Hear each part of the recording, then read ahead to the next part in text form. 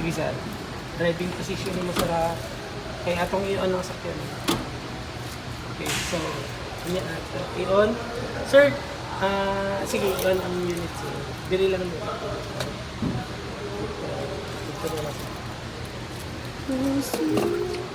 Hamak ang brake. Sige sir. Okay. So, ala.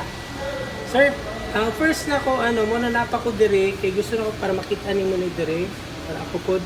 So, kani siya sa side mirror. Pagkabalo naman siya yung kaani, sir, pero ako lang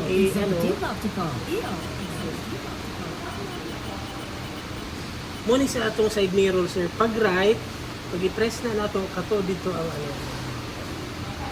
Okay. Tapos adjustment. Pag sa left foot, very po siya. Okay. Tapos pag i-fold nimo ang side mirror, sir, lang. Okay, kanya mag-parking ka, gusto mo naka-fold, lang. Okay. Kani sir na sign, mo ni siya ang atong traction control. Karon siya, naka-on ni siya. Okay, for safety man ang traction control. Okay? For example, gusto nimo mag-drifting, kanang nagkakarera ka, pwede din mo siya i-off. Long press lang ka. Pero for safety, everyday use, dapat naka-on yun siya. Okay? Mabalaan mo siya na naka-off, sir, kaya ilong press nimo, off. Oh. So mag-off siya. So dili siya safety. Pag naka-off ang traction control. So kailangan nato siya i-on. Yan, naka-on na siya. Okay? Tapos kani sir, control sa imong window.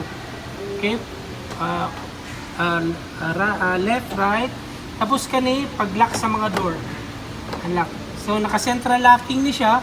Pag i-lock nimo dito sir, lock siya tanan. Okay?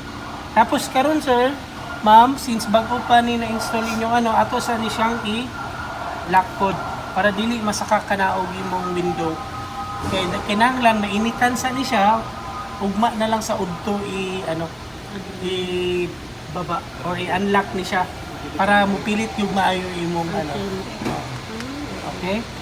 So, sa sulod ta, ma'am, dili ka dito sa dito ka sa